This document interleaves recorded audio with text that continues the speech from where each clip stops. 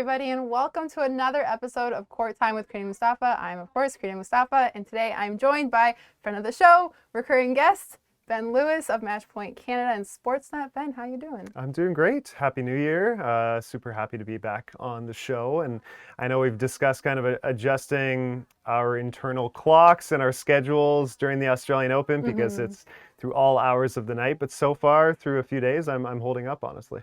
Yeah, I thought I would be more tired, but I feel surprisingly okay. We stayed up till 1 a.m. last night to watch Felix win. I did not watch Bianca lose, however, because, valued my sleep. Fair enough. I feel like I would have been very upset if I watched that live. But let's get into Felix, because he was kind of the first Canadian last night to go through. Comes back from 2 sets down to Alex Molcan, who had actually beaten him in their previous meeting on clay. And you could tell in the beginning there, he was too much for Felix. He was really outplaying him, but Felix kind of turned on a second gear there. I'm curious, what was your biggest takeaway from that match? I think my biggest takeaway was the poise from Felix, and I think that's a lot of growth in his career. 22 years old now, he's more experienced on tour, and I think a lot of players, if they are down 2 sets to love in a slam, they're going to go into panic mode and probably not have the mental ability to trust in your game that you can turn this around. But he didn't panic.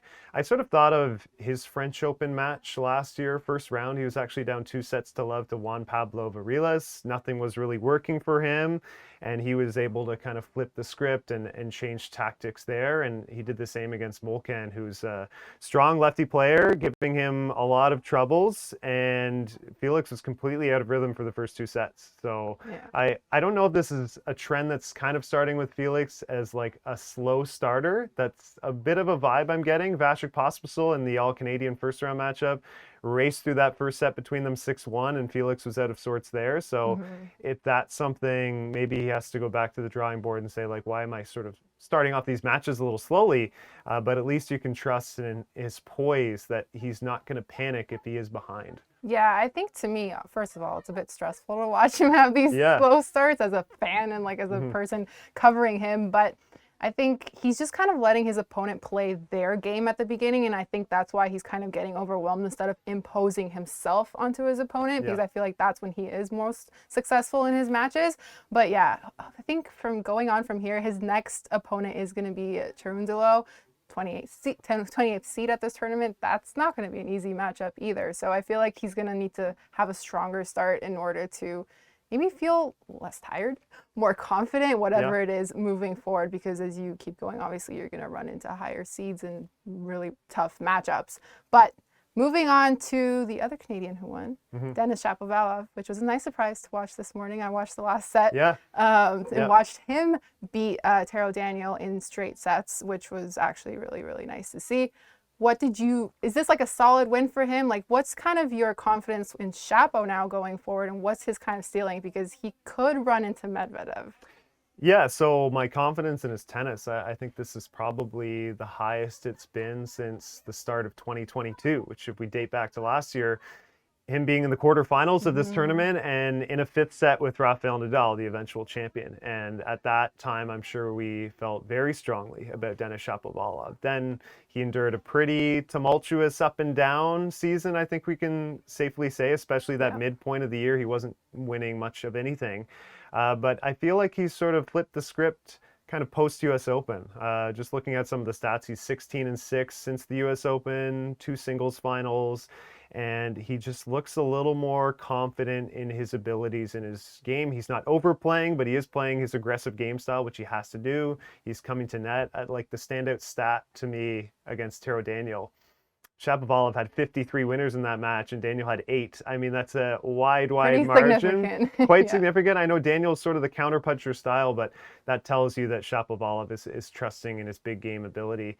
And look, he's in a tough section of the draw, of course. Medvedev there, maybe Korda lurking, who just made a final in Adelaide.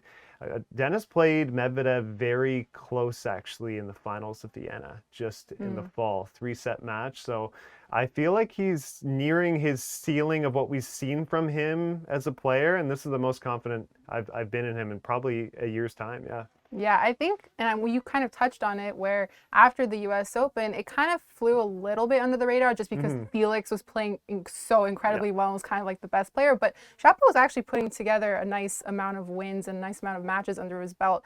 So it's nice to see him kind of doing it on the big stage at a Grand Slam. So it'll be nice. I am kind of hesitant at times because he'll be like, Fair. I'm very confident in Shapo, and then he'll go and have like a really bad loss. Not always his fault, obviously, it depends on matchups and things like that. But I'm very glad that the two of them are through. I'm very sad that Bianca Andreescu is not through. She did lose her match against qualifier Crina Mustafa this morning, I guess, because they had to wait so long to be able to actually play. Yeah. What did you see from her, and kind of how can you evaluate this loss in terms of like how disappointed should she be, or like is it encouraging to kind of see some of those better flashes of tennis? Yeah, it's a bit of a head-scratching loss for me, honestly, if you had watched her first round match, and I thought she sort of dictated and controlled things against Marie Boskova, a seeded player who has a lot more pedigree than Crina Mustafa, who is a qualifier. So I think if you had watched the first set and change of this match, you're thinking Bianca is coasting to victory. 6-2, gets the break to start the second set, and then the wheels kind of fall off. And this is a theory, I don't know if you're going to agree with me, but after her first round match that she did win against Boskova, she was sort of asked about the potential of facing world number one Iga Swiatek. So, and she was waiting in the third round. And I wonder for Bianca if mentally, did she get a little bit ahead of herself after winning that first set? She's thinking, I'm going to book my place in the third round. I'll have that chance against the world number one player. And, you know, maybe she was thinking about the next round. And if your mind sort of wavers on the tennis court, you're in trouble. And unfortunately, I mean, she had an opportunity with a match point, actually. In the second set tiebreak, she came all the way back from 5-1 down. But a little concern from the mental aspect if that was maybe the cause of the loss. Also, I still have some concerns over her serve. I feel like that if there's one kind of weakness in her game right now, her serving is not quite where it needs to be. Buxa had a lot of breakpoint opportunities, a lot of breaks of serve in that match. So that's something she's going to have to address. And she mentioned that last year is the area she wants to improve the most. Yeah, it's interesting that you mention thinking about Iga ahead, because it makes me think of, in the new Netflix documentary Breakpoint, Maria Sakkari kind of said the same thing about she was making so many semifinals, but then she would get too far ahead, like, oh my God, I'm almost to the finish line. And she's kind of thinking about the final and winning the tournament that she's at. And then that was kind of the barrier for her to get past the semifinals that she was in. So it is an interesting point, and I think it's a very valid point that players can sometimes be like, okay, I got this, and let me just think to the hardest matchup that's ahead. But at the end of the day, it's you have to beat the person that's in front of you before you match up with anybody else. Yeah, exactly. And look, this is a Grand Slam tournament. Every player there has their strengths and is capable. And Buxa played a really solid match. I don't think maybe Bianca was quite prepared to go into the trenches. And this is also a habit of hers that I'd like to see less of. A match sort of under control that somehow goes the distance into a third set, which has been a bit of a pattern of hers. I'd love to see some more straightforward straight set wins, knock on wood. Which is why that first round was so nice, because it wasn't straight sets. That's right. But moving on to the last Canadian of the day, Leylah Fernandez. She is still in the tournament. How much longer? We don't know, just because of her next opponent, which is Caroline Garcia, fourth seed, kind of playing the best tennis of her life right now. She just won the WTA finals. Are we nervous for this one? Yeah, you should be nervous, but Leylah, you know, definitely the underdog here. I will say Fernandez, everywhere she plays, the crowd adores her. Like that first match against Cornet, which I thought she had a solid performance. Crowd felt like, you know, almost 95, 98% backing her to win.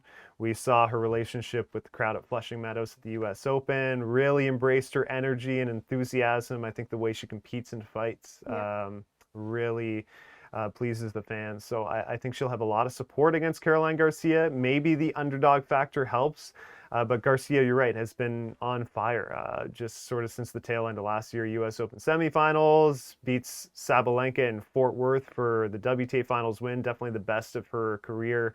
And she's already taken out a Canadian here in first-time qualifier, Catherine Sebov. So Garcia, to me, is like that consummate power baseliner Leylah Fernandez is someone who can resist power well. So it's an interesting dynamic. It sort of reminds me of, if we remember, Leylah playing Sabalenka in the semifinals of the US Open a couple of years ago. Sabalenka was the huge favorite in that match. Sabalenka hits way harder than Leylah, but Leylah knows how to resist pace, even on top of the baseline. So it's a very interesting matchup. Yeah, and I think also another thing that I noticed in her match against Cornet was her footwork. Her footwork was really well, and that's super, super important if she wants to like approach the net or like just kind of move Garcia around as well. So yeah, I'm excited. I think her level of tennis in that first round match does make me confident, even though I am a little bit nervous because, of course, I should be a little bit nervous always. I can't be too confident. Yeah. Can't think ahead, stuff like that. Definitely. So definitely approaching with caution, but we're going to be cheering her on because she loves a big stage. And like what you mentioned about the fans loving her too, it's so true. She's so charismatic. She has a way of just bringing everyone in with her for the match. Like she won't be afraid to like rile the crowd up and be like, yeah, cheer for me. I love that too, because like it's like a musician on stage as a performer, but off the court she's really introverted, honestly. Especially like when we knew her as a younger teenager, she was very shy and soft-spoken. So to sort of embrace the energy from fans and feed off of that when she's on court, it's really cool to see.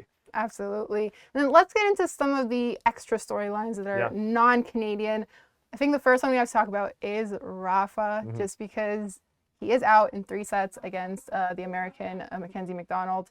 He did get injured in that second set. I think it's the left hip. I don't really know what happened there, but it was a bit scary to watch, a little bit heartbreaking. He was a defending champ, but what did you think of him just playing out the rest of that match instead of retiring?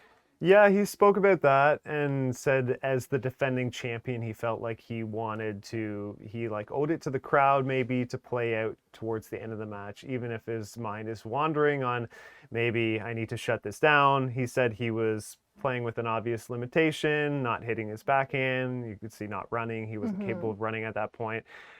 I think I will say, if anybody maybe knows how to play with injuries, I mean, he might be one of the best at it. As a 36-year-old player who's won 22 slams, I think he knows his body maybe well enough that he wasn't risking further injury at that time. What just does concern me is, I mean, how many injuries can this guy come back from? It's been nonstop in his career. We've all made the mistake of counting him out. We've all made the mistake of saying this must be the end for Nadal. And, short-term memory in tennis exists. He won 2 slams last year. He won 2 of the 4 with the Australian Open and the French. I thought he was going to do the calendar slam, to be honest. Yeah, okay, right. And he was close to that Wimbledon final. Obviously got to the semis, and an injury, his body let him down again. So I think what I took away from his press conference after the match is the mental toll it takes on the recovery from the injury. So if it's something serious, if he has to go back and rehab for 4 to 6 weeks, and then you're building your body back up into shape, and then getting into training mode, and then hoping you get your level back to where it needs to be, that's really hard to do, especially at his age. So if this is something serious, you wonder, I mean, the retirement questions always come up with him. Yeah, he's tired of it. He's banned the R word in press conference. I don't blame him. He's been hearing it for a lot, but we'll see with this latest injury. If it's a quick recovery, is anybody betting against him at the French Open, in a few months' time? Absolutely not. Right. So I think that'll be dependent on how he responds. But I think some people were wondering, is this his last performance in Melbourne? And if that were the case, that certainly could have played a role in him playing out the whole match. Yeah, that's very true. And there's also other factors, like he has a kid now. I feel like that's a really big thing. And I know it was kind of private, kept in the wraps just with all the complications and things like that. So I think that also plays a factor into how long it takes for him to recover and get back into training, like you said. Hopefully it's not the last time we see him in Melbourne, but we never know. Life is crazy, stuff happens. Then let's move on to some of the others. Coco beat Emma 2 sets. I mean, I was leaning Coco anyway for this one. I think we all kind of knew. But Emma did play a really good level of tennis at this tournament. Yeah. I think positives for Emma, very tough draw, obviously, to have to face Coco Gauff in the second round, but for her to get at least a win under her belt and maybe start 2023 in winning form. I think for this year, it's kind of a reset year. All the pressure that Raducanu would have endured through 2022 on the heels of that miraculous US Open title. But it's sort of an interesting matchup with Raducanu and Goff, because one of the two is a Grand Slam champion, but Goff was the heavy favorite, and rightly so. I think we could say Raducanu has a US Open title. Goff has had a better career to this stage. And that's because Goff has had a fantastic career. And she's looked really, really good, I will say, coming out of the gates in 2023. Won her third singles title in really strong form. I don't think she dropped a set yet, actually, this year, which is very impressive. Of course, she was in the WTA finals last year. That was a bit of a struggle. And that's, I guess, where my question mark comes in with Goff is, does she have the game to sort of beat a top 5 type player when they are on their game? And there's questions surrounding her forehand, which kind of breaks down in pressure moments. Is that a shot that can hold up for her? Because we know her court coverage, her athleticism, the way she moves, the way she serves. I mean, it's all elite. She has all the tools there. Yeah, I think I saw a graphic on the Australian Open account that showed, like, in the first 2 days, she already made the top 5 in the fastest serves. Wow. Okay. I think she was 4th or 3rd, something like that. So you can, you know how powerful she is on that end. But to me also, maybe because I'm closer in age to them, it was just nice for me to see Coco and Emma competing with each other. I feel like I could relate to them. They're all 18, 19, 20, and I'm 20. So I don't know, it was just a different vibe, because now all the stories is kind of the older guys are heading out of the game, whether that's on the women's or the men's side. And so I feel awkward that I relate more to Rafa. That's not a good thing. I mean, hey, it's good. It's good. I promise it's good. But yeah, it was just nice for me to also see that. I felt like I was watching a version of myself in them somehow, if that makes sense. But it was nice overall. And then an upset that I actually wanted to touch on was Haddad Maia, because she's out. And I was I woke up this morning, I was like, Haddad Maia's out. Bianca's out. What is going on? I figured there would be upsets at this point, but with the, Haddad Maia started the season out pretty strong as well, building off of last year as well. So I was kind of surprised to see her out. Yeah, I wonder if she's a player who's going to be a little bit up and down in her career. I see her as someone who will have really good success on grass, honestly. The big sort of booming lefty serve forehand combo, when she's on that fast type of surface, I think her game's really going to play up. We have awesome memories of what she did in Toronto. She had an incredible run to the finals. That was unbelievable. She took out the world number 1 Iga Świątek early in that tournament. Had a couple titles last season. So for me, she's one of these steady top 20 players. Maybe I need to see more before I'm convinced she's someone who can make a deep run consistently at majors. I would circle Wimbledon, though, if I'm oh, maybe this is a Cinderella story for Beatrice Haddad Maia. But yeah, unfortunately, she's out. Couple others who I kind of have my eye on who are still in, Belinda Bencic, for example. She has started the year. Actually, have her making the final.